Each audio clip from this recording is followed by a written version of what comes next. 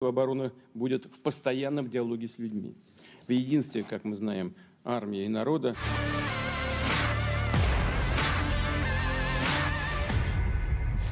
Presiden Rusia Vladimir Putin menyampaikan pidato selama pertemuan Dewan Kementerian Pertahanan Rusia yang diperluas di Pusat Kontrol Pertahanan Nasional di Moskow, Rusia, Rabu waktu setempat. Rusia menghadapi hampir seluruh potensi militer NATO dan negara-negara barat dalam konflik yang sedang berlangsung di Ukraina.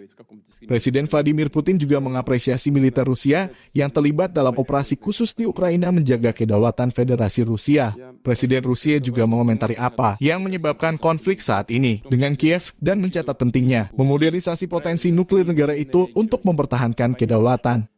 Presiden Putin menekankan perlunya meningkatkan penggunaan drone di tentara Rusia dan menunjukkan pengalaman negara itu dalam mengembangkan kendaraan udara tak berawak, UAV, bawah air, yang menurutnya harus ditingkatkan untuk menciptakan drone udara dan darat yang lebih canggih.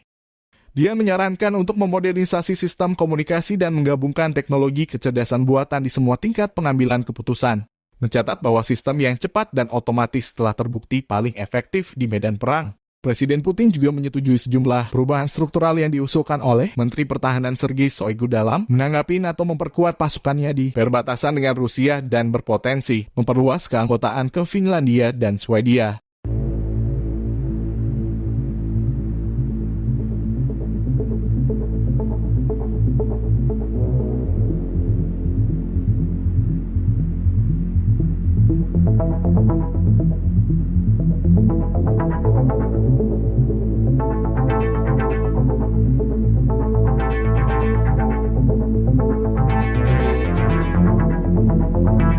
Людей, которые видят проблемы, а проблемы в такой большой, сложной работе, безусловно, всегда появляются. Такая реакция может быть и эмоциональной, но нужно, безусловно, слышать тех, кто не замалчивает существующие проблемы, а стремится внести свой вклад в их решение. Уверен, Министерство обороны будет в постоянном диалоге с людьми.